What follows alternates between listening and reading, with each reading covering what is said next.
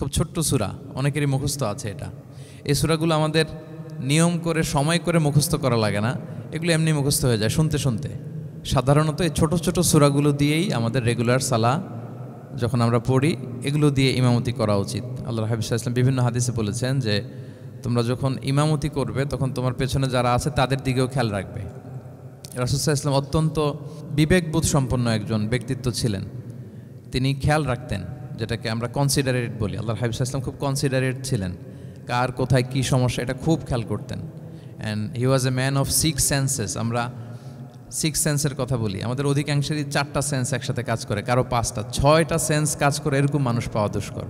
আল্লাহর হাবিব সাল্লাল্লাহু আলাইহি ওয়াসাল্লাম অত্যন্ত বিবেকবোধ সম্পন্ন একজন লোক ছিলেন। একবার তিনি সালাত খুব সংক্ষিপ্ত করলেন, তো সাহাবারা জিজ্ঞেস করলেন, ইয়া রাসূলুল্লাহ এত সংক্ষিপ্ত কেন করলেন সালাত? তখন আল্লাহর হাবিব সাল্লাল্লাহু আলাইহি ওয়াসাল্লাম বললেন যে পেছনে বোনদের নামাজের সেকশনে ওখান থেকে একটা ছোট্ট বাচ্চার কান্নার আওয়াজ আমি শুনছিলাম। আমার মনে হচ্ছিল বাচ্চাটাকে সামলাতে মাটার খুব কষ্ট হচ্ছে, তো এই জন্য আমি সালাদটা সংক্ষিপ্ত করে দিয়েছি। দেখেন কীরকম সেন্সেশন, কতটা কনসিডারেট ছিলেন। একবার আবার আল্লাহর হাবিব সাল্লাল্লাহু আলাইহি ওয়াসাল্লাম মাগরিবের সালাত কিংবা এশার সালাতের কোনো এক সেজদা অনেক লম্বা করে দিলেন। তখন সাহাবারা আবার প্রশ্ন করলেন, ইয়া রাসূলুল্লাহ সাল্লাল্লাহু আলাইহি ওয়াসাল্লাম এত লম্বা দীর্ঘ সেজদা করতে তো ফরজ সালাতে আমরা কখনো দেখি না, কেন করলেন? অসুস্থ হলেন নাকি নামাজের মাঝখানে, অথবা ওহী নাজিল হচ্ছিল নাকি, এরকম কিছু ঘটলো নাকি? তো আল্লাহর হাবিব সাল্লাল্লাহু আলাইহি ওয়াসাল্লাম বললেন যে না, এগুলো কিছুই না, বরং আমার নাতি হাসান আমি সেজদারত অবস্থায় আমার পিঠের উপরে চড়ে বসেছিল, কাঁধের উপরে। তো আমি অপেক্ষা করছিলাম যতক্ষণ না তার খেলা শেষ না হয়, তার প্রয়োজন পূরণ না হয়, ততক্ষণ আমি সেজদায় লুটিয়ে পড়েছিলাম। হাসান যখন নেমেছে, তার প্রয়োজন পূরণ হয়েছে, আমি আবার সেজদা থেকে উঠে দাঁড়িয়েছি। দেখেন কতটা কনসিডারেট ছিলেন। তো এইভাবে আল্লাহর হাবিব সাল্লাল্লাহু আলাইহি ওয়াসাল্লাম ছোট ছোট সূরাগুলো দিয়ে ফরজ সালাতের ইমামতি করতে উদ্বুদ্ধ করতেন। মুআয ইবনে জাবাল রাদিয়াল্লাহু তাআলা আনহুকে উনি মদিনার পাশেই একটা এলাকার ইমাম হিসেবে অ্যাসাইন করেছিলেন। তো ওই এলাকার লোকজন ছিল শ্রমজীবী, ওট দিয়ে তারা পানি নিয়ে খেজুর বাগানে পানি সিঞ্চন করত। সারাদিন পরিশ্রম করে ওনারা সালাতে অংশগ্রহণ করত। তো একবার উনি মাগরিবের সালাতে সূরাতুল বাকারা তেলাওয়াত শুরু করলেন। কোরআনের সবচাইতে ছোট সূরা নাকি সবচাইতে বড় সূরা, 286 আয়াত বিশিষ্ট সূরা। তো ওনারা ছিলেন ক্লান্ত, শ্রান্ত, পরিশ্রান্ত। কেউ কেউ বিরক্ত হয়ে, ক্লান্ত হয়ে নামাজ ছেড়ে দিয়ে একা একা নামাজ পড়ে ফেললেন। পরে আল্লাহর হাবিব সাল্লাল্লাহু আলাইহি ওয়াসাল্লামের কাছে যে তারা অভিযোগ করলেন যে ইয়া রাসূলুল্লাহ আপনি যে ইমাম পাঠিয়েছেন উনি তো এমন কাজ করেছে, সূরা বাকারা উনি ধরেছে মাগরিবের সালাতে। রাসূল সাল্লাল্লাহু আলাইহি ওয়াসাল্লাম খুবই ক্ষিপ্ত হলেন, রাগান্বিত হলেন এবং মুআয ইবনে জাবাল রাদিয়াল্লাহু তাআলা আনহুকে ডেকে পাঠালেন। ডেকে তিনি বললেন, আফাত্তানুন আনতা ইয়া মুআয। লিটারালি ফাত্তান শব্দটা ব্যবহার করেছেন যে মুআয তুমি কি সমাজে ফিতনা ছড়াচ্ছ? তোমাকে পাঠালাম ইমাম হিসেবে, সেখানে তালিম দিবে, তারবিয়া দিবে, ঐক্য ধরে রাখবে, তুমি কি ফিতনা ছড়াচ্ছ সমাজে? তুমি কি ওয়াদ-দুহা ওয়াল-লাইলি ইযা সাজা এরকম সূরাগুলো পারো না? সাব্বিহ ইসমা রাব্বিকাল আ'লা এগুলো তোমার মুখস্থ নাই? ওয়াশ-শামসি ওয়া-দুহাহা এগুলো তোমার জানা নেই? তুমি এত লম্বা সূরা কেন ধরলে মাগরিবের সালাতে?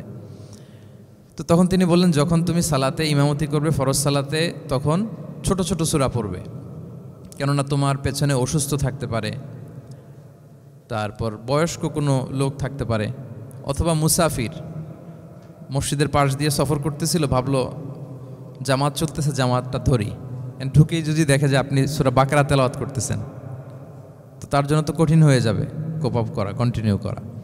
তো এই জন্য ছোটো ছোটো সূরাগুলো আল্লাহর হাবিব সাল্লাল্লাহু আলাইহি ওয়াসাল্লাম পড়তে আমাদেরকে উৎসাহিত করেছেন ফরজ সালাতের, যখন আমরা ইমামতি করব। তো এইরকম একটি সূরা হচ্ছে সূরাতুজ জিলজাল, যেটা আমাদের প্রায় সকলেরই মুখস্থ। তো আমরা আসুন প্রথমে আমরা সরল বঙ্গানুবাদ শুনি এই সূরাটার, তারপর এই সূরা থেকে কিছু রিফ্লেকশন আমরা শেয়ার করার চেষ্টা করব ইনশাআল্লাহ বিইذনিল্লাহ। আমি শুরুতে সূরাটার সরল বঙ্গানুবাদ আপনাদের সাথে শেয়ার করছি। আউযু বিল্লাহি মিনাশ শাইতানির রাজিম, বিতাড়িত শয়তান থেকে মহান আল্লাহ তাআলার কাছে পানাহ চাচ্ছি। বিসমিল্লাহির রহমানির রহিম, পরম করুণাময় অসীম দয়ালু আল্লাহ তাআলার নামে শুরু করছি। ইযা জুলজিলাতিল আরদু জিলজালাহা, যখন পৃথিবীকে ভয়ঙ্করভাবে প্রকম্পিত করা হবে। ওয়া আখরাজাতিল আরদু আসকালাহা, আর পৃথিবী তার ভেতরে থাকা সব ভারী বস্তুগুলোকে উদ্গীরণ করে দিবে, বের করে দিবে। ওয়া ক্বালাল ইনসানু মা লাহা, আর মানুষ বলবে এই পৃথিবীর কি হলো। ইয়াউমা ইদিন তুহাদ্দিসু আখবারাহা, সেদিন পৃথিবী তার সব খবর বলে দিবে। বিআন্না রাব্বাকা আওহা লাহা, কারণ তার রবই তাকে এমনটি করতে আদেশ করেছেন বা প্রত্যাদেশ দিয়েছেন। ইয়াউমা ইদিন ইয়াসদুরুন নাসু আশতাতান লিয়ারাউ আ'মালাহুম, সেদিন মানুষগুলো দলে দলে বের হবে যাতে করে তাদের আমলনামা তাদের কাছে পেশ করা যায়। ফামান ইয়া'মাল মিসকালা যাররাতিন খায়রান ইয়ারাহ, যে ব্যক্তি অনুপরিমাণ ভালো কাজ করেছে সেটা সে দেখতে পাবে। ওমান ইয়া'মাল মিসকালা যাররাতিন শাররান ইয়ারাহ, আর যে ব্যক্তি অনুপরিমাণ মন্দ কাজ করেছে, কোনো খারাপ কাজ করেছে, সেটাও সেদিন দেখতে পাবে। সাদাকাল্লাহুল আযীম। এই হচ্ছে সূরাতুজ জিলজালের সংক্ষিপ্ত বঙ্গানুবাদ। এবার আসুন এই সূরা থেকে কিছু রিফ্লেকশন, কিছু তাফসির আমরা শেয়ার করি। প্রিয় ভাইয়েরা, এই সূরাটা নাজিলের একটা প্রেক্ষাপট আছে।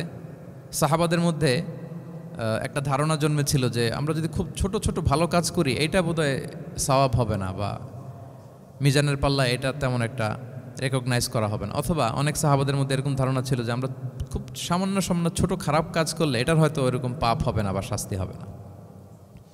তো ওনাদের মনে যখন এরকম একটা ধারণা তৈরি হলো, তখন আল্লাহ তাআলা এই সূরাটা নাজিল করেছেন। বিশেষ করে এই সূরার শেষের 2 আয়াত, যেখানে আল্লাহ তাআলা বলছেন ফামান ইয়া'মাল মিসকালা যাররাতিন খায়রান ইয়ারা, যে না, তোমরা ছোট্ট ভালো করলে সেটাও দেখতে পাবা সেদিন তোমাদের আমলনামাতে। ওমান ইয়া'মাল মিসকালা যাররাতিন শাররান ইয়ারা, এবং ছোট্ট খারাপ কাজ করলে সেটাও তোমরা তোমাদের আমলনামায় দেখতে পাবে। তো সাহাবাদের এই চিন্তা, এই ধারণাটাকে ভুল প্রমাণ করবার জন্য, তারা যে ভুল ধারণা করছেন এটা বোঝাবার জন্য, জানাবার জন্যই আল্লাহ তাআলা বেসিকলি সূরাতুজ জিলজাল তিনি নাজিল করেন। এই সূরাটি কোরআনের ধারাক্রম অনুসারে 99তম সূরা। কোরআনের যে ধারাক্রম, সূরা ফাতিহা দিয়ে শুরু, তারপরে বাকারা, তারপর আলে ইমরান, সেই ধারাবাহিকতায় এটা কত নম্বর সূরা? 99 নম্বর সূরা। এবং সূরাটি মাদানী সূরা। কি সূরা? আমরা জানি কোরআনের সূরাগুলো 2 ভাগে বিভক্ত, কোনোটা মক্কায়, কোনোটা মদিনায় নাজিল হয়েছে। যেটা মক্কায় নাজিল হয়েছে সেটা মাক্কি, যেটা মদিনায় নাজিল হয়েছে সেটা মাদানী। তো জিলজাল হচ্ছে মাদানী সূরা। এই সূরার আয়াত সংখ্যা হচ্ছে 8। আয়াত সংখ্যা কত? 8। আল্লাহর হাবিব সাল্লাল্লাহু আলাইহি ওয়াসাল্লাম এই সূরাটাকে একটা কম্প্রিহেন্সিভ সূরা বলেছেন। জামে মানে সূরা, খুবই কম্প্রিহেন্সিভ। কম্প্রিহেন্সিভ মানে হচ্ছে ভেরি প্রিসাইজ ইন ওয়ার্ডিং, শব্দ কম, কথা কম, কিন্তু এটার আবেদন, এটার এক্সপ্লেনেশন অনেক বেশি, এরকম একটি সূরা। ছোট্ট অল্প কয়েকটি আয়াত দিয়ে সূরাটা আল্লাহ তাআলা নাজিল করেছেন, কিন্তু এটার আবেদন অনেক বেশি। এক বয়স্ক সাহাবী এসে আল্লাহর হাবিব সাল্লাল্লাহু আলাইহি ওয়াসাল্লামকে বলল, ইয়া রাসূলুল্লাহ, আপনি আমাকে কোরআনের একটা সূরা শিক্ষা দেন, কোন সূরা পড়ব? তো আল্লাহর হাবিব সাল্লাল্লাহু আলাইহি ওয়াসাল্লাম বললেন, যাওয়াতুর র, মানে আলিফ লাম র দিয়ে যে সূরাগুলো আছে এগুলো পড়ো। তো এই সাহাবী বলল, ইয়া রাসূলুল্লাহ, আমার বয়স বেশি, আমার জিহ্বা ভারী হয়ে গেছে, আমি এত বড় সূরা পারবো না, অন্য কিছু বলেন। তো আল্লাহর হাবিব সাল্লাল্লাহু আলাইহি ওয়াসাল্লাম বললেন, তাহলে যাওয়াতু হামিম, হামিম দিয়ে যে সূরাগুলো শুরু হয়েছে কোরআনে সেগুলো পড়ো। বলতেছে, ইয়া রাসূলুল্লাহ, এটাও পারবো না, আরও সহজ করে দেন।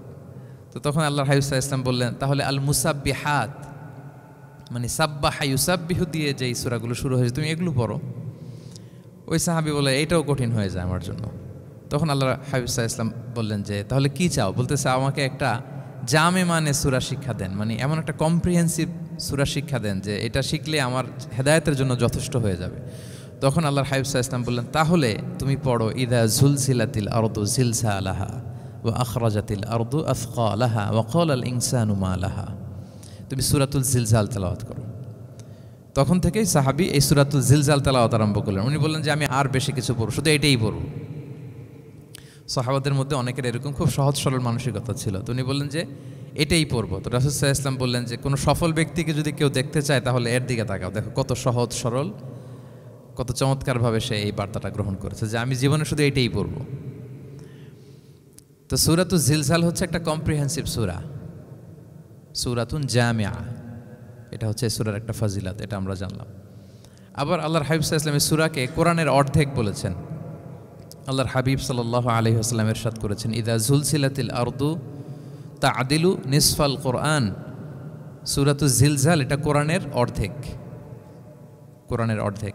আপনারা এরকম শুনেছেন যে সূরা ফাতিহাকে বলা হয় কোরআনের অর্ধেক, তারপর সূরাতুল ইখলাসকে বলা হয় সুলুসুল কোরআন, কোরআনের 1/3। তো এটার অর্ধেক বলার কারণ হচ্ছে কোরআনে অর্ধেক বলা হয়েছে দুনিয়ার কথা, অর্ধেক বলা হয়েছে আখিরাতের কথা, পরজগতের কথা, লাইফ আফটার ডেথের কথা। তো যেহেতু এই সূরাটা আখিরাতকে কাভার করে, তাই সেজন্য কেমন যেন এই সূরাটা পুরো কোরআনের অর্ধেক। আল্লাহ তাআলা আমাদেরকে, আমরা যখন আল্লাহর কাছে কল্যাণ কামনা করি, আল্লাহ বলেছেন এইভাবে বলো, রব্বানা আতিনা ফিদ দুনিয়া হাসানা ওয়া ফিল আখিরাতি হাসানা ওয়া কিনা আযাবান্নার। হে আল্লাহ, আপনি দুনিয়ার কল্যাণ আমাদেরকে দান করেন, পরজগতের কল্যাণ দান করেন, আমাদেরকে আগুনের শাস্তি থেকে রক্ষা করেন। তাহলে দুনিয়া আখিরাত দুইটার কম্বিনেশনে। সো সূরা জিলজাল যেহেতু আখিরাতকে কাভার করে, তাহলে এটা কোরআনের অর্ধেক। এটা কি কোরআনের অর্ধেক? তা'দিলু নিসফাল কোরআন। সূরাতুজ জিলজাল তা'দিলু নিসফাল কোরআন, এটা কোরআনের অর্ধেক। তাহলে দুইটা আমরা ফাদিলাত বা ভার্চু জানতে পারলাম এই সূরার। এক নম্বর হচ্ছে এটা একটা কম্প্রিহেন্সিভ সূরা, কম্প্রিহেন্সিভ সূরা। দুই নম্বর জানতে পারলাম এটা কোরআনের অর্ধেক, নিসফুল কোরআন। আচ্ছা, এবার আমরা সূরার তাফসিরে চলে যাই। আল্লাহ তাআলা ইরশাদ করছেন, ইযা যুলজিলাতিল আরদু জিলজালাহা, যখন এই পৃথিবীটাকে প্রকম্পিত করা হবে। প্রিয় ভাইরা, বেসিকলি এই 8 আয়াত বিশিষ্ট সূরাটার মধ্যে আমরা দুইটা ভাগ করতে পারি। প্রথম 5 আয়াতে আল্লাহ তাআলা কিয়ামতের বিভীষিকাময় পরিস্থিতির একটা চিত্রায়ন এখানে এনেছেন, পিকচারাইজ করেছেন যে কিয়ামতের যে সময়টা হবে এটা কেমন হবে, এটা আল্লাহ তাআলা চিত্রায়িত করেছেন। সূরাকে মনোযোগ দিয়ে যদি আপনি পড়েন, অনুধাবন করেন, মনে হবে যে কিয়ামতের চিত্রটা আপনার চোখের সামনে ভেসে উঠেছে। তো 8 আয়াত বিশিষ্ট এই সূরার প্রথম 5 আয়াতে আল্লাহ তাআলা তিনি কিয়ামতের বিভীষিকাময় পরিস্থিতির একটা বর্ণনা হাজির করেছেন। এরপর শেষের 3 আয়াতে কেমন করে আমাদের আমল নামা পেশ করা হবে, আমরা যা করি ভালো কিংবা মন্দ, এটাকে লিখে রাখা হয়, এটাকে রেকর্ড করে রাখা হয়। ওই আমল নামাটা আবার একদিন আমাদের হাতে পেশ করা হবে। ওই সময়টা কেমন হবে, ওই দৃশ্যটা কেমন হবে, এটা আল্লাহ তাআলা বলেছেন। আই রিপিট, আমি আবারও বলি, সূরার আয়াত সংখ্যা কত? 8। তো প্রথম 5 আয়াতে আল্লাহ তাআলা কিয়ামতের বিভীষিকাময় পরিস্থিতির বর্ণনা দিয়েছেন, আর শেষের 3 আয়াতে আমাদেরকে যে আমাদের আমল নামা পেশ করা হবে তার একটা চিত্র তুলে ধরেছেন। এবার মোটামুটি সহজ হয়ে আসছে না ব্যাপারটা? আচ্ছা, তো প্রথম 5 আয়াতে আল্লাহ তাআলা কিয়ামতের চিত্রায়িত কিভাবে কেমন করে করলেন, চিত্র হাজির করলেন। আল্লাহ বললেন যে ইযা যুলজিলাতিল আরদু জিলজালাহা, যখন পৃথিবীকে ভয়ঙ্করভাবে প্রকম্পিত করা হবে, পুরো পৃথিবীটাকে একটা ঝাঁকুনি দেয়া হবে। এই সূরার নামই হচ্ছে ঝাঁকুনি দেওয়ার সূরা, ঝাঁকুনি। জিলজাল মানে হচ্ছে শেকিং, আর্থকোয়েক, ভূমিকম্প, ভূকম্পন। ভূমিকম্পের সাথে পরিচিত না সবাই? এক্সপিরিয়েন্স হয়েছে কারো ভূমিকম্প? নাকি ঘুমায় থাকার সময় হয়, সব সময় হয়েছে? হ্যাঁ, মাঝে মাঝে আমরা এক্সপিরিয়েন্স করি আর্থকোয়েক, ভূকম্পন। পৃথিবী কেঁপে ওঠে, এটা একটা ন্যাচারাল ফেনোমেনা। পৃথিবীর মাটির নিচে অনেক কিছু থাকে, এগুলো নড়ে চড়ে উঠলে পৃথিবীটাও কেঁপে ওঠে। নানা কারণে এই ভূকম্পনটা হয়। পৃথিবীর ভেতরে অনেকগুলো শিলার স্তর আছে। আমরা যেরকম মাটি দেখি, পুরো পৃথিবীটা জুড়েই কিন্তু এরকম মাটি নয়, অনেক শিলা আছে, রূপান্তরিত শিলা, পাললিক শিলা, আগ্নেয়গিরির শিলা। এই শিলাগুলোর মধ্যে ডিসপ্লেস হলে পৃথিবী কেঁপে ওঠে। আবার পৃথিবীর ভেতরে আগুন আছে, গ্যাস আছে, এই গ্যাসগুলো যখন মুভ করে তখন পৃথিবীর উপরে কেঁপে ওঠে। একটাকে হাইপোসেন্টার বলে, আরেকটাকে ইপোসেন্টার বলে। হাইপোসেন্টার মানে পৃথিবীর ভেতরের অংশটাকে বলে হাইপোসেন্টার, আর ভূপৃষ্ঠের এটাকে বলে ইপোসেন্টার। ওই হাইপোসেন্টারে যদি কোনো ঝড় হয়, উপরে এই প্রকম্পিত হয়। এটাকে আমরা ভূকম্পন বা ভূমিকম্প হিসেবে দেখি পৃথিবীতে। তো এই পৃথিবীতে অনেক বড় বড় ভূমিকম্প আমরা দেখেছি। জাপানে, আমার গত বছর একটা সফর ছিল জাপানে, তো সকাল বিকেল ভূমিকম্প হয়। এখানে তো আমরা 6 মাস 1 বছর ভূমিকম্প দেখি, ওখানে সকালে বিকেলে একটু একটু করে কাঁপতেছে। এর কারণ হচ্ছে ওইটা এমন একটা এলাকায় পড়েছে, প্যাসিফিক ফায়ার রিংস বলে, একটা প্লেটের উপর, 7টা ট্যাকটনিক প্লেটের উপর আল্লাহ তাআলা পৃথিবীকে সেট করেছেন। ওই ট্যাকটনিক প্লেটগুলো যদি একটার সাথে একটা ঘর্ষণ হয়, অনেক এনার্জি রিডিউস করে, ওইখান থেকে পৃথিবীর উপরে এরকম ভাইব্রেশন শুরু হয়, এই প্রকম্পনটা শুরু হয়। তো জাপানের বিভিন্ন সময় আমরা বড় বড় ভূমিকম্পের কথা শুনেছি। ওদের কান্টো সিটি আছে একটা, অনেক বড় ভূমিকম্প হয়েছিল 1920 সালে, লাখখানেক লোক মারা গিয়েছে। আপনাদের সুনামির কথা মনে থাকবার কথা, সুনামির কথা মনে আছে? কত সালে? 2004 সালে।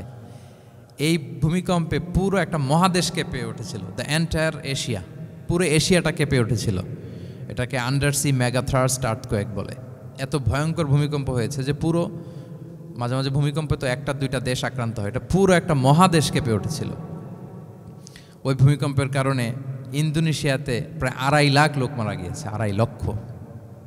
বান্দা আছে সুমাত্রাতে। হাইতিতে একবার একটা ভূমিকম্প হয়েছে, আর অনেক আগে, লক্ষ লক্ষ লোক মারা গিয়েছে। তো এই যে ভূকম্পন, ভূমিকম্প, এর নামে আল্লাহ তাআলা বেসিকলি এই সূরাটা দিয়েছেন। তবে পৃথিবীবাসী যেই ভূকম্পন এক্সপিরিয়েন্স করেছে, কিয়ামতের সময় যে ভূমিকম্প হবে ওটা কি ওই রকম হবে? হ্যাঁ, ওটা ভয়ঙ্কর ভূমিকম্প হবে, মারাত্মক ভূমিকম্প। আল্লাহ তাআলা বলছেন, ইয়া আইয়ুহান নাসু তাকু রাব্বাকুম ইন্না জালজালাতাস সাআতি শাইউন আযীম। হে মানুষেরা, তোমরা আল্লাহকে ভয় করো আর তোমরা জেনে রেখো কিয়ামতের যে ভূমিকম্পটা হবে সেটা শাইউন আযীম। আযীম শব্দটা আল্লাহ যে কোনো জায়গায় ব্যবহার করেন না, যেটা খুব ভয়ঙ্কর হয়, মাত্রাতিরিক্ত, লিমিট ছাড়িয়ে যায়, ওটার ক্ষেত্রে আল্লাহ তাআলা আযীম বলেন। আল্লাহর হাবিব সাল্লাল্লাহু আলাইহি ইসলামের আচরণ, ওনার ক্যারেক্টারিস্টিক্স বলতে যে আল্লাহ এই শব্দ ব্যবহার করেছেন, ওয়া ইন্নাকা লাআলা খুলুকিন আযীম। নবী হে, আপনি সুমহান চরিত্রের উপর প্রতিষ্ঠিত, মানে এই চরিত্রের মধ্যে দাগ ফেলতে পারে এরকম কেউ নেই। সো আযীম শব্দটা কোরআনের যত জায়গায় ব্যবহার করেছেন, আল্লাহ নিজের ক্ষেত্রে বলেছেন সূরা আয়াতুল কুরসির শেষে, ওয়া হুয়াল আলিয়ুল আযীম, তিনি হচ্ছেন আলী এবং আযীম, সুমহান। তো কিয়ামতের এই ভূকম্পনের ক্ষেত্রে আল্লাহ তাআলা এই আযীম শব্দটা ব্যবহার করেছেন, ইন্না জালজালাতাস সাআতি শাইউন আযীম। এটা মারাত্মক হবে সেদিনকার ভূমিকম্প, সাধারণ ভূমিকম্প নয়। ইযা রুজ্জাতিল আরদু রাজ্জা ওয়া বুসাতিল জিবালু বাসসা, পুরো পৃথিবীটা একসাথে কেঁপে উঠবে, পাহাড়গুলো ভেঙে চুরে তছনছ হয়ে যাবে। এটা হবে বেসিকলি যখন ইসরাফিল আলাইহিস সালাম উনি ট্রাম্পিটে ফুৎকার দিবেন, হুইসেল দিবেন সিঙ্গার মধ্যে, নুফিখা ফিস সূর, সূরের মধ্যে যখন তিনি ফুৎকার দিবেন। আপনারা ইসরাফিল আলাইহিস সালামের একজন ফেরেশতা, ওনার নাম শুনেছেন না? হ্যাঁ, one of the major angels, major একজন ফেরেশতা। আল্লাহ তাআলা ওনাকে সৃষ্টিই করেছেন এই বিশাল হুইসেলে একটা ফুৎকার দেওয়ার জন্য, আর কোনো কাজ নাই। ওনার অ্যাসাইনমেন্ট এই একটাই, সৃষ্টির পর থেকে আজ অবধি বিশাল হুইসেলটা নিয়ে আল্লাহর আরশের দিকে তিনি তাকিয়ে আছেন, অপলক নেত্রে, পলকও ফেলেন না চোখের, যে কখন আল্লাহ তাআলা অর্ডার করবেন, করার সাথে সাথে ফুৎকার দিবেন তিনি, আবার না দেরি হয়ে যায়, আবার না আল্লাহর আদেশ পালনে কোনো গাফলতি হয়ে যায়। সৃষ্টির পর থেকে ওনার একটাই অ্যাসাইনমেন্ট, এই বিশাল সুর ট্রাম্পিট নিয়ে হুইসেল দেওয়ার জন্য আল্লাহর আরশের দিকে তাকিয়ে আছেন। যে মুহূর্তে আমরা এখন কথা শুনছি এখনও তাকিয়ে আছেন উনি। 3টা ফুৎকার দেওয়ার জন্য আল্লাহ তাআলা ওনাকে সৃষ্টি করেছেন। প্রথম ফুৎকারটাকে বলে নাফখাতুল ফাজা, যে ফুৎকারের সাথে সাথে মানুষগুলো তটস্থ হয়ে যাবে, পৃথিবীর মানুষ তটস্থ হয়ে যাবে। যখন তটস্থ হবে তখন কি অবস্থা হবে সেটাই আল্লাহ তাআলা এই সূরার প্রথম আয়াতে বললেন, যে ইদা জুলজিলাতিল আরদু জিলজালাহা, যখন পুরো পৃথিবীকে প্রকম্পিত করা হবে মারাত্মকভাবে।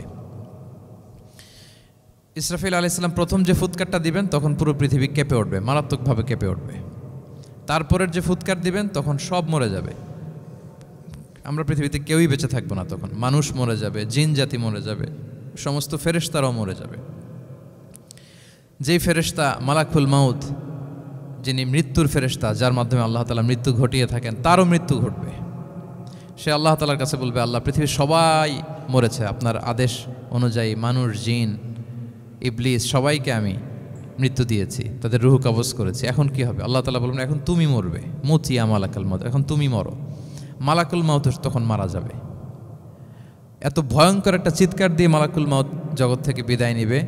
আল্লাহর হাবিব সাল্লাল্লাহু আলাইহি ওয়াসাল্লাম বলেন, ওই ভয়ঙ্কর চিৎকার যদি পৃথিবীবাসী শুনতে পেত তাহলে আলাদা করে ইসরাফিলের সিঙ্গার ফুৎকার দেওয়ার প্রয়োজন হতো না, প্রতিটা মানুষ তাদের কানের পর্দা ফেটে মুহূর্তেই লাশ হয়ে পড়ে যেত। মালাকুল মাউত মরে যাবে, তখন মহাবিশ্বে আর কেউ থাকবে না একটা সত্তা ছাড়া। তিনি কে? আল্লাহ সুবহানাহু ওয়া তাআলা। সূরা আর রহমানে আল্লাহ তাআলা চমৎকারভাবে বলেছেন, কুল্লু মান আলাইহা ফান ওয়া ইয়াবকা ওয়াজহু রাব্বিকা যুল জালালি ওয়াল ইকরাম। পৃথিবীতে যা আছে সব নিঃশেষ হয়ে যাবে একমাত্র তিনি ছাড়া। তিনি হচ্ছেন অব্যয়, অক্ষয়, অবিনশ্বর, চিরঞ্জীব, শাশ্বত। এরপর কেউ যখন থাকবে না, আল্লাহ তাআলা ইসরাফিল আলাইহিস সালামকে আবার জীবিত করবেন। তখন তিনি সর্বশেষ হুইসেলটা দিবেন, আবার জীবিত হয়ে তিনি লাস্ট 3 নম্বর হুইসেলটা দিবেন। লাস্ট হুইসেলটা যখন দেয়া হবে তখন জমিন থেকে সব মৃত লাশগুলো আবার জীবিত হয়ে দাঁড়াতে শুরু করবে। মিনহা খালাকনাকুম ওয়া ফিহা নুঈদুকুম ওয়া মিনহা নুখরিজুকুম তারাতান উখরা, মাটি থেকে বানিয়েছি, মাটির কবরে তোমাদের পাঠিয়েছি, আবার মাটি থেকে তোমাদেরকে উত্থিত করা, আবার সবাই উঠবে। এই 3টা হুইসেল দেওয়ার জন্য আল্লাহ তাআলা সাইয়েদনা ইসরাফিল আলাইহিস সালামকে সৃষ্টি করেছেন।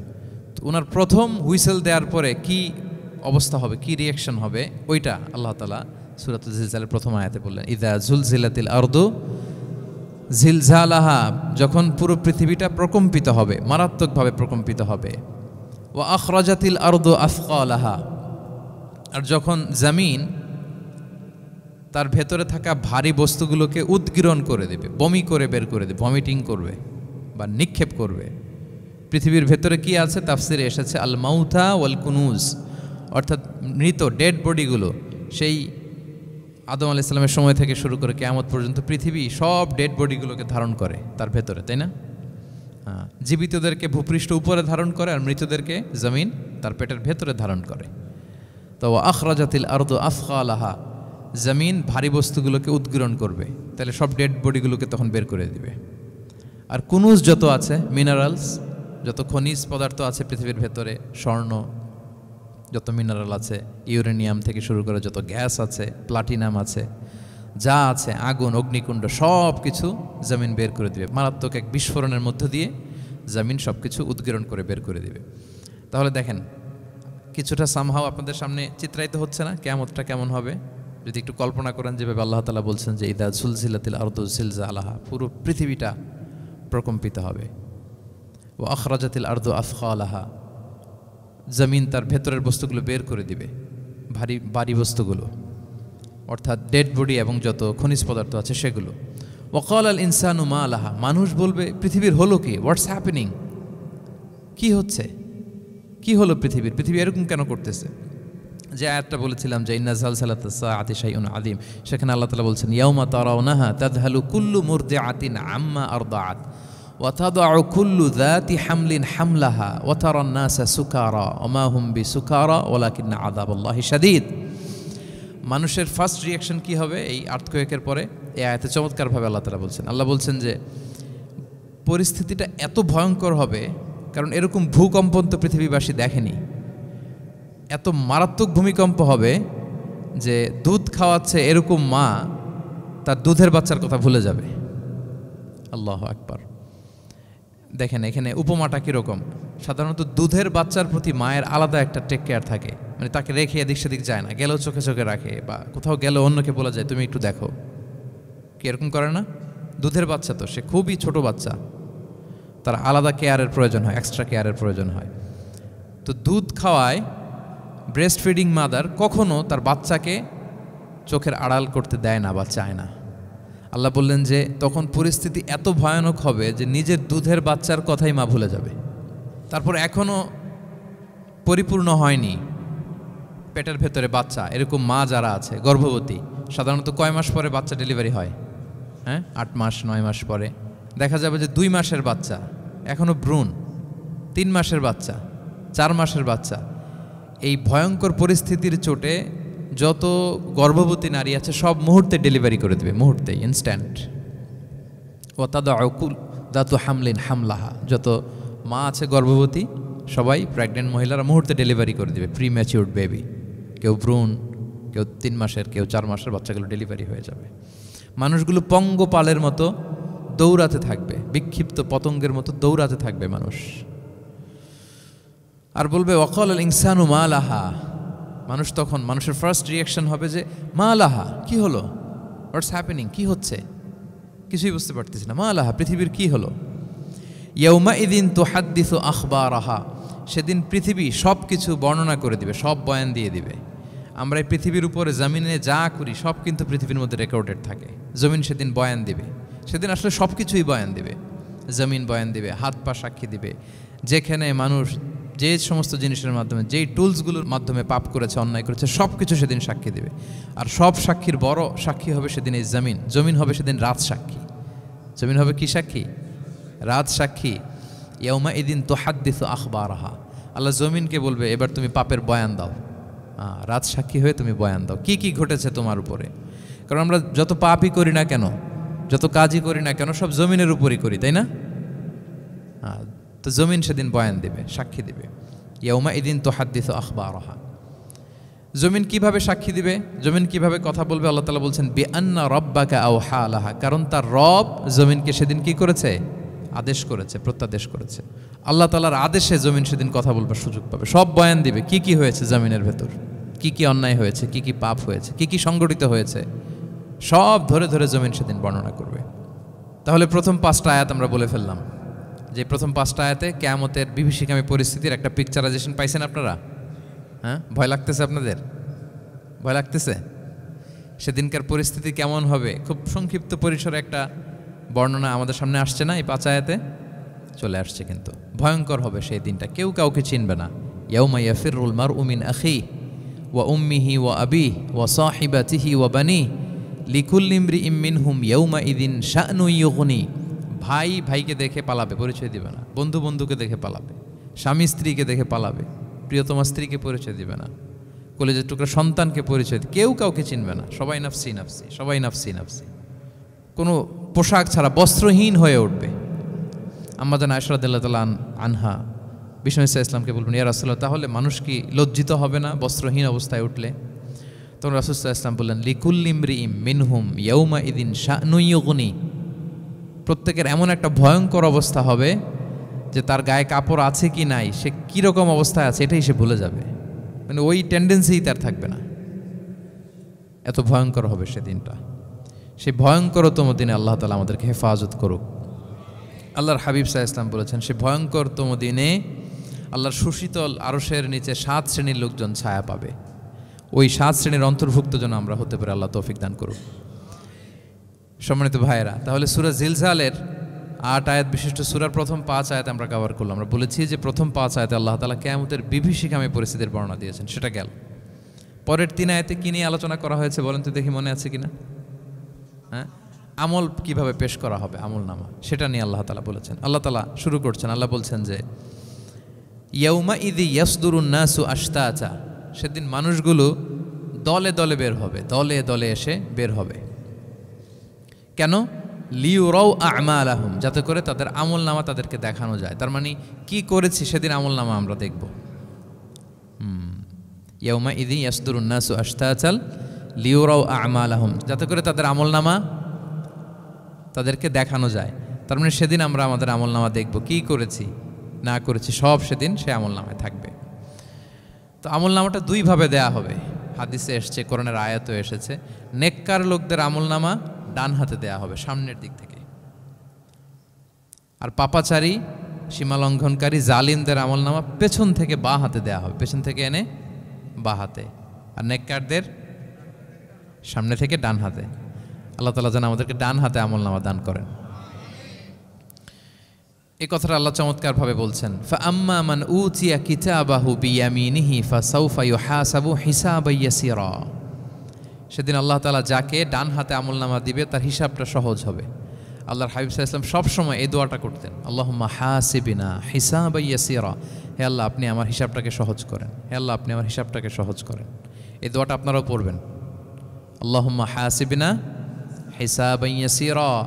দেখেন, আল্লাহর হাবিব সাল্লাল্লাহু আলাইহি ওয়াসাল্লামের ব্যাপারে বলা হয়েছে গফিরা লাহু মা তাকাদ্দামা মিন যামবিহি ওয়া মা তাআখার। আল্লাহর হাবিব সাল্লাল্লাহু আলাইহি ওয়াসাল্লামের আগের পরের সব গুনাহ মাফ। আদতে তো গুনাহই নাই, নিষ্পাপ ছিলেন তিনি, মাসুম। নবীরা হচ্ছেন মাসুম। তারপরেও আল্লাহর হাবিব সাল্লাল্লাহু আলাইহি ওয়াসাল্লাম এই দোয়াটা করতেন, আল্লাহুম্মা হাসিবিনা হিসাবান ইয়াসীরা। এরপরও তিনি এই দোয়াটা সবসময় করতেন। তাহাজ্জুদের সালাতে দাঁড়িয়ে থাকতে থাকতে ওনার পা ফুলে যেত। সিজদায় যে কাঁদতে কাঁদতে জামা ভিজিয়ে ফেলতেন, হাত্তা বাল্লা লিহিয়াতাহু, দাড়ি ভিজিয়ে ফেলতেন, হাত্তা বাল্লা হাজারাহু, জামা ভিজিয়ে ফেলতেন, হাত্তা বাল্লাল আরদা, সিজদায় পরে কাঁদতে কাঁদতে জমিন ভিজিয়ে ফেলতেন। তো আম্মা জান আয়েশা রাদিয়াল্লাহু তাআলা আনহা বলতেন, ইয়া রাসূলুল্লাহ, এত কষ্ট কেন করেন? আপনার পা ফুলে যায়, কাঁদতে কাঁদতে আপনি হয়রান হয়ে যান। আল্লাহ তো বলেছেন যে আপনার আগের পরের সব গুনাহ মাফ। আল্লাহর হাবিব সাল্লাল্লাহু আলাইহি ওয়াসাল্লাম বলতেন, আফালা উহিব্বু আন আকুনা আবদান শাকুরা। হে আয়েশা, আমি কি শুকরগুজার বান্দা হতে পছন্দ করব না? আল্লাহ তাআলা আমাকে ক্ষমা করেছেন, আমাকে স্পেশাল স্ট্যাটাস দিয়েছেন। এই যে আল্লাহ তাআলার বিশেষ অনুগ্রহ, এটার শুকরিয়া স্বরূপ আমি কি তার কাছে নিজেকে পেশ করব না? তো দেখেন, আল্লাহর হাবিব সাল্লাল্লাহু আলাইহি ওয়াসাল্লাম যার কোনো গুনাহ নাই, তিনিও দোয়া করতেন, আল্লাহ আমার হিসাবটা সহজ করো। সেদিন যার হিসাব সহজ হবে তার জন্য সব কিছু মিলে যাবে, তার মুক্তি। আর যদি আল্লাহ হিসাব কঠিন করে, হাদিসে এসেছে, আল্লাহ যদি কাউকে জিজ্ঞেস করে, মান নুকিশা উযযিবা। নুকিশা এসেছে নিকাশ থেকে। আমরা বাংলা একটা কথা বলি না, হিসাব নিকাশ। নিকাশ বলেন আপনারা? নিকাশ, হিসাব নিকাশ বলেন। নিকাশটা আরবি শব্দ। মান নুকিশা উযযিবা, যার নিকাশ নেওয়া হবে, হিসাব নিকাশ নেওয়া হবে, উযযিবা, তাকে আল্লাহ শাস্তি দেবে। যদি বলে এটা করলা কেন, ওখানে গেলা কেন, এটাতে জড়িত হইলা কেন, এই কেন কেনর প্রশ্নবাণে যদি আল্লাহ তাআলা আমাদের জর্জরিত করেন, তাহলে অবস্থা খারাপ। আল্লাহ আমাদেরকে হেফাজত করুক। আর যাকে আল্লাহ তাআলা অনুগ্রহ করবেন, অনেককে আল্লাহ তাআলা এইভাবে অনুগ্রহ করবেন, আল্লাহ বলবেন তুমি যে এই পাপটা করছিলা মনে আছে? তখন বান্দা বলবে আল্লাহ মনে আছে, আমি স্বীকৃতি দিচ্ছি, অ্যাকনোলেজ করছি আল্লাহ আমি পাপী, আল্লাহ আমি ভুল করে ফেলেছি। আল্লাহ বলবে এটা দুনিয়ার কেউ জানে না, আজকে আমিও জানাবো না কাউকে, যাও তুমি আমার এই ডান হাতের নিচ দিয়ে জান্নাতের ভেতরে ঢুকে যাও। আল্লাহুম্মা জাআলনা মিনহুম, আল্লাহুম্মা জাআলনা মিনহুম, আল্লাহুম্মা জাআলনা মিনহুম ইয়া রাব। আল্লাহ তুমি আমাদেরকে তাদের অন্তর্ভুক্ত করো, আমরা পড়ি আমিন। আল্লাহর হাবিব সাল্লাল্লাহু আলাইহি ওয়াসাল্লাম বলতেন আল্লাহুম্মা হাসিবিনা হিসাবান ইয়াসিরা, আল্লাহ আপনি আমাদের হিসাবকে সহজ করুন। ফাআম্মা মান উতিয়া কিতাবাহু বিয়ামিনিহি, তাহলে হিসাব সহজ হবে কাদের? যাদেরকে আল্লাহ কোন হাতে আমলনামা দিয়েছেন? ডান হাতে। ফাসাউফা ইউহাসাবু হিসাবান ইয়াসিরা, তাদেরকে সহজভাবে হিসাব নেওয়া হবে। ওয়া ইয়ানকালিবু ইলা আহলিহি মাসরুরা, তারা তাদের পরিবারের সাথে খুব আনন্দ উৎফুল্লতার সাথে মিলিত হবে।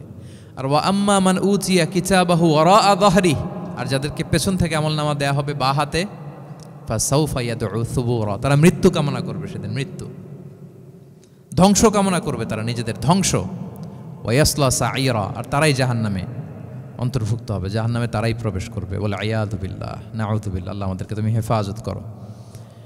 তাহলে আমলনামার পর্বটা কেমন হবে? আল্লাহ বলছেন ইয়াউমা ইযিন ইয়াসদুরুন নাসু আশতাত, দলে দলে মানুষ উঠবে, কবর থেকে আসবে, লিউরাউ আমালাহুম, যাতে করে তাদের আমলনামা তাদেরকে দেখানো হয়। আর আমলনামা কারো আসবে সামনে থেকে ডান হাতে, কারো আসবে, আমরা যেন ডান হাতে পাই নাকি, এই ফরিয়াদ, এই প্রার্থনা আমরা আল্লাহর কাছে করি।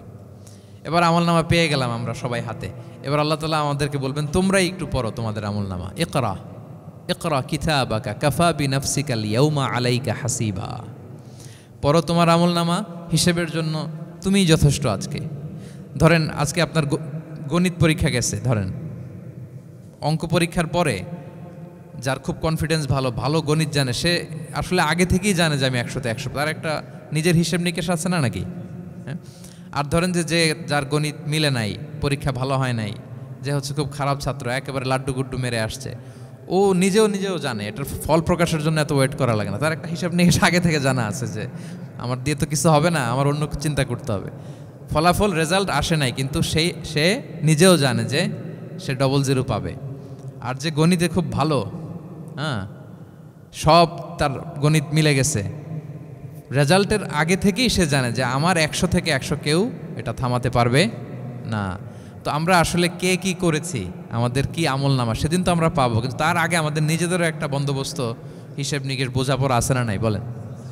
আমরা জানি আমরা কে কি করেছি আমরা জানি। আল্লাহ নিজেদেরকে তখন দায়িত্ব দিয়ে বলবেন ইকরা কিতাবাকা কাফা বিনাফসিকা আল-ইয়াউমা আলাইকা হাসিবা, পড়ো তোমার আমলনামা, ইকরা পড়ো। এবার তুমি মার্কিং করো, তোমাকে আমি মার্কিং করার আগে তুমি একটু করো দেখি তুমি কি করেছো, তুমি একটু মার্কিং করো। তো আমলনামা পাওয়ার পরে আমাদের যে প্রতিক্রিয়া হবে সেটা আল্লাহ কোরআনে তুলে ধরেছেন। আল্লাহ তাআলা বলছেন যে মানুষ বলবে মালি হাযাল কিতাবি লা ইউগাদিরু সগীরাতান ওয়ালা কাবীরাতান ইল্লা আহসাহা, এটা কেমন আমলনামা, ছোট বড় কোনো কিছু মিসিং হয় না এখানে। আল্লাহু আকবার, কিছু মিস হয় নাই। অনেক কিছু আপনারও মনে নাই, কিন্তু দেখার পরে মনে হবে। ধরেন ঠিক এই মুহূর্তে গত বছর রমাদানের এই দিনে আমরা কোথায় ইফতারি করছিলাম, হুট করে জিজ্ঞেস করলে আমি বলতে পারবো? বলতে পারবেন আপনি? কিন্তু হিসাব কেউ মিলাই দিলে তখন মনে করবে ও তাই তো, আমি তো ওই সময় এটা করছি, ওই সময় তো ওইখানে ছিল। আমলনামা দেখে মানুষের ফার্স্ট রিয়াকশন হবে মালি হাযাল কিতাবি লা ইউগাদিরু সগীরাতান ওয়ালা কাবীরাতান ইল্লা, এটা কেমন আমলনামা, সব মিলে যাচ্ছে, তাই তো, এমনটাই তো করেছি আমি। সগীরাতান ওয়ালা কাবীরা, ছোট বড় তুচ্ছ নগণ্য সব আল্লাহ তাআলা তুলে ধরেছেন সেখানে, সব আমলনামায় তুলে ধরেছেন। মুমিনরা তো আমলনামা পেয়ে মহা খুশি, তাদের চেহারা হবে সেদিন উজ্জ্বল, প্রফুল্ল, প্রস্ফুটিত। উজুহু ইয়াউমা ইযিন মুসফিরা দাহিকাতুম মুস্তাবশিরা, উজ্জ্বল থাকবে তাদের চেহারা। আর আরেক দলের চেহারা, যাদের আমলনামা বা হাতে দেয়া হয়েছে, তারা চিৎকার করবে, তারা নিজেদের ধ্বংস কামনা করবে, মৃত্যু কামনা করবে, তারা বাঁচার জন্য মুমিনদের কাতারে ঢুকে যেতে চাইবে। আল্লাহ তাআলা বলবেন না, আজকে ঢোকার সুযোগ নাই। ওয়ামতাজুল ইয়াউমা আইয়ুহাল মুজরিমুন, পাপীদেরকে আজকে আলাদা করে ফেলো। সীমাহুম ফি উজুহিহিম মিন আসারিস সুজুদ, তাদের চেহারার মধ্যে সিজদার দাগ দেখে ফেরেশতারা জান্নাতীদেরকে আলাদা করবেন, জাহান্নামীদেরকে আলাদা করবেন। এবার যখন বলা হবে আমলনামা পড়ো, তোমাদের কোনো মন্তব্য আছে কিনা, তারা অস্বীকার করবে। শুরুতে বাঁচার জন্য কি করবে? দুনিয়াতে যেরকম হয়, সুপ্রিম কোর্টে দাঁড়িয়ে কাঠগড়ায় দাঁড়িয়ে যেটা করে মানুষ, বাঁচার সর্বশেষ চেষ্টাটা করে, অস্বীকার করে, মিথ্যা বলে, বলে না? সেদিনও মানুষ অস্বীকার করবে, তারা বলবে আল্লাহ এটা আমি করি নাই। কি বলবে? করি নাই। তা আল্লাহ তাআলা কি প্রমাণ করে দিতে পারবেন যে তারাই এটা করেছে? হ্যাঁ, এত এত ফ্যাক্টর অথেন্টিকেশন আল্লাহর কাছে থাকবে যে মানুষ অবাক হয়ে যাবে। আমরা যে মোবাইলে 3 ফ্যাক্টর 4 ফ্যাক্টর অথেন্টিকেশন দেই না, হ্যাঁ, আল্লাহর কাছে এরকম অনেকগুলো ফ্যাক্টর অথেন্টিকেশন থাকবে। আল্লাহ তাআলা প্রমাণ করে ছাড়বেন যেটা তুমিই করেছো। আল্লাহ তাআলা বলবেন এই আমলনামা যদি বিশ্বাস না হয়, আমার কিরামান কাতিবিনের কাছে একটা ব্যাকআপ ফাইল আছে, ওটার সাথে মিলাবো। কিরামান কাতিবিনা ইয়ালামুনা মা তাফআলুন, তোমরা যা করেছো সব তারা জানে, সব লিখে রেখেছে। কিরামান কাতিবিনের ব্যাকআপ ফাইল আনার পরে দেখা যাবে যে আমলনামা হুবহু একেবারে পাই টু পাই মিলে গিয়েছে। তারপরও তারা অস্বীকার করবে, বলবে যে আল্লাহ আমরা করি নাই, তোমার ফেরেশতারা ভুল করে লিখছে। এরকম নানা ধরনের অজুহাত, নানা ধরনের মিথ্যাচার তারা করতে চাইবে। আল্লাহ তাআলা তখন বলবেন যে ওয়াকুল্লা ইনসানিন আলজামনাহু তাইরাহু ফি উনুকিহি ওয়া নুখরিজু লাহু ইয়াউমাল কিয়ামাতি কিতাবান ইয়ালকাহু মানশুরা। আমাদের এই যে গ্রীবা লগ্নে আমরা যা করি সব কিছুর একটা ব্যাকআপ ফাইল আছে এখানে। সেদিন আল্লাহ তাআলা সেখান থেকে বের করবেন আমাদের আমলনামা। আল্লাহু আকবার। এই যে আমরা যা বলি এখানে রেকর্ড হয়ে যায়, এই জায়গাটাতে, এই গলার এইখানটাতে আল্লাহ রেকর্ড করে রাখেন। এবং সেদিন এখান থেকে আল্লাহ তাআলা একটা প্রিন্ট আউট বের করে দেখাবেন যে এই দেখো তোমার আমলনামা, কিরামান কাতিবিনের আমলনামা ব্যাকআপ ফাইল, এই যে তোমার এখানে গ্রীবালগ্নে আমি যেটা রেখেছি সেভ করে, এটাও মিলে যাচ্ছে। এরপর মানুষ অনেকে বিশ্বাস করবে না। ফিঙ্গারপ্রিন্ট দিয়ে আল্লাহ তাআলা মিলাবেন। দুনিয়াতে আমরা বায়োমেট্রিক অথেন্টিকেশন করি না, এটা আয়াহসাবুল ইনসানু আল্লাহ নাজমা ইযামা বালা কাদিরিনা আলা আন নুসাউইয়া বানানা। কারো ফিঙ্গারপ্রিন্টের সাথে কারোটা মিলে না, অস্বীকার করার কোনো সুযোগ থাকবে? এরপরেও অনেকে বিশ্বাস করবে না, এরপরও অনেকে মানতে চাইবে না। আল্লাহ তাআলা আজবুজ জানাব থেকে আরেকটা কপি বের করবেন। আমাদের প্রত্যেকের ব্যাকবোনের নিচে কক্সিক্স আছে, ট্রায়াঙ্গেল, ছোট্ট একটা হাড্ডির কণা। আমাদের যে শিরদাঁড়ার একেবারে নিচে, এটাকে হাদিসের ভাষায় বলে আজবুজ জানাব। ইন্নাফিল ইনসানি আযমান, মানুষের দেহে একটা ছোট্ট হাড্ডি কণিকা আছে। লা তাআকুলুহুল আরদু আবাদা, জমিন কখনো ওই হাড্ডি কণিকা খেতে পারে না। মিনহা ইউরাক্কাবুল খালকু ইয়াউমাল কিয়ামা, কিয়ামতের দিন সেখান থেকে সৃষ্টিকে আবার তোলা হবে। সেটার সাথে আল্লাহ তাআলা মিলাবেন, সেখান থেকেও প্রমাণিত হবে।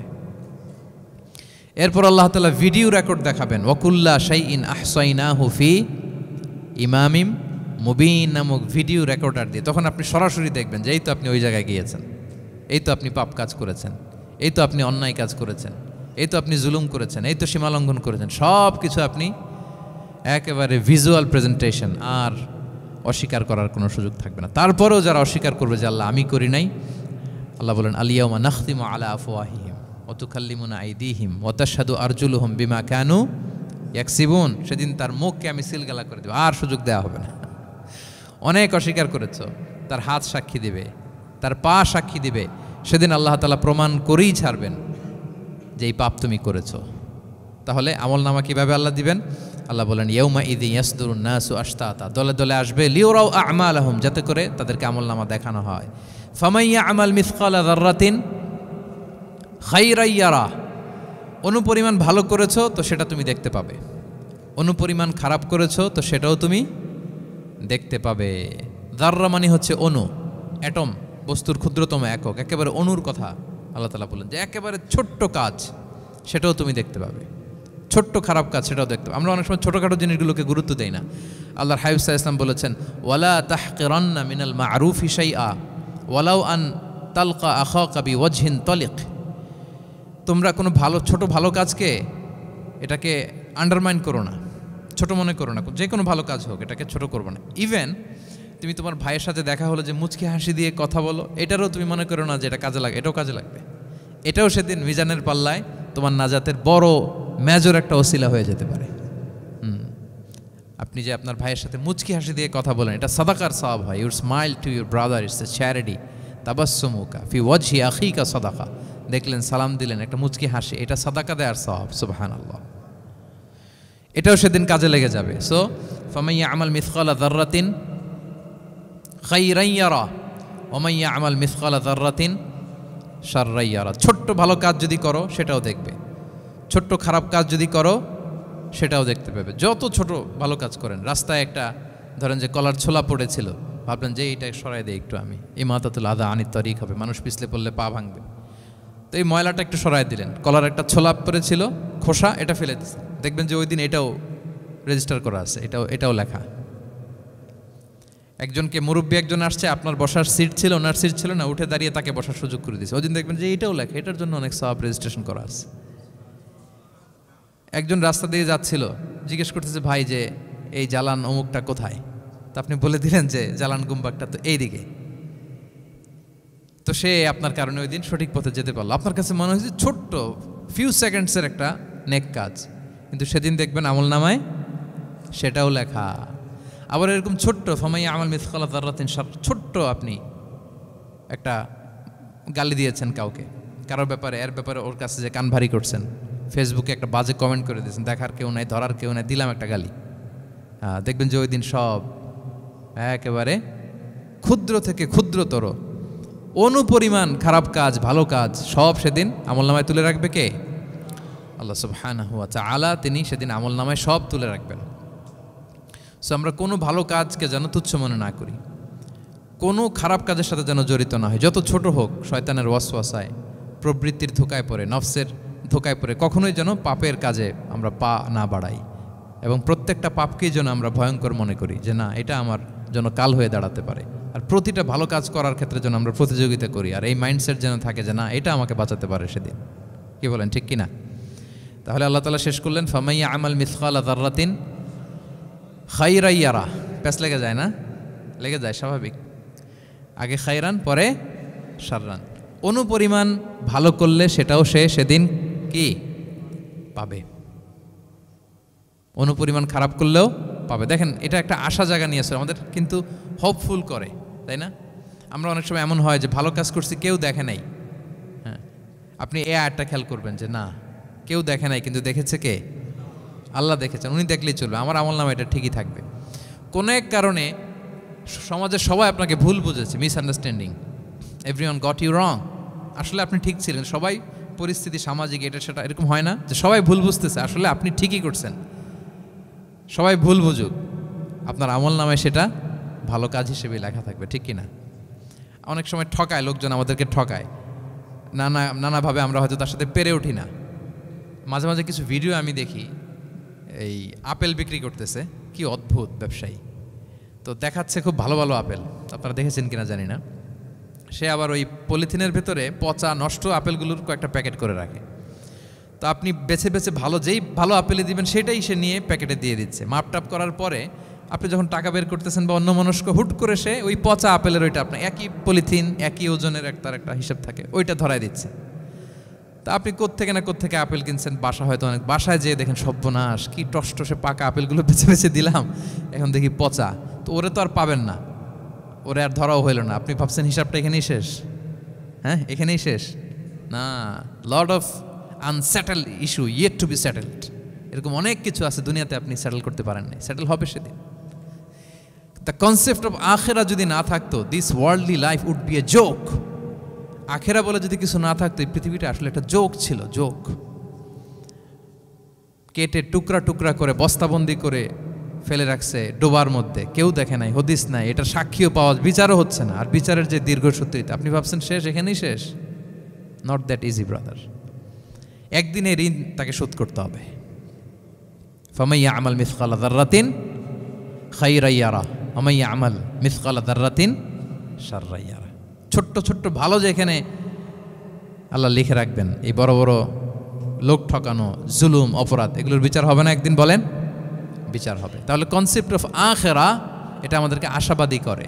এই যে আমরা কেউ দাদা হারিয়েছি, বাবা হারিয়েছি, আমরা বিশ্বাসীরা আমরা হতাশ হই না, আমরা বিশ্বাস করি আমি তো আমার বাবাকে পাচ্ছি ওইখানে। তো ক্ষণিকের একটা সময়, দুনিয়ার জীবনটা কি ক্ষণিকের। দিস দুনিয়া কম্পেয়ার টু আখেরা ইজ নাথিং, অ্যাবসলিউটলি নাথিং। আখিরাতের তুলনায় এটা তো কিছুই না। আমার দাদাকে পাবো, বাবাকে পাবো, তার মানে আখেরা, কনসেপ্ট অফ আখেরা আমাদেরকে হোপফুল করে, আশাবাদী করে। দুনিয়াতে আমাকে ভুল বুঝেছে, মানুষ ঠকিয়েছে, আমি অনেক কিছুর বিচার পাই না, আমি সেদিন পাবো। তো আপনাকে হোপফুল করছে না, এটা আশাবাদী করছে না?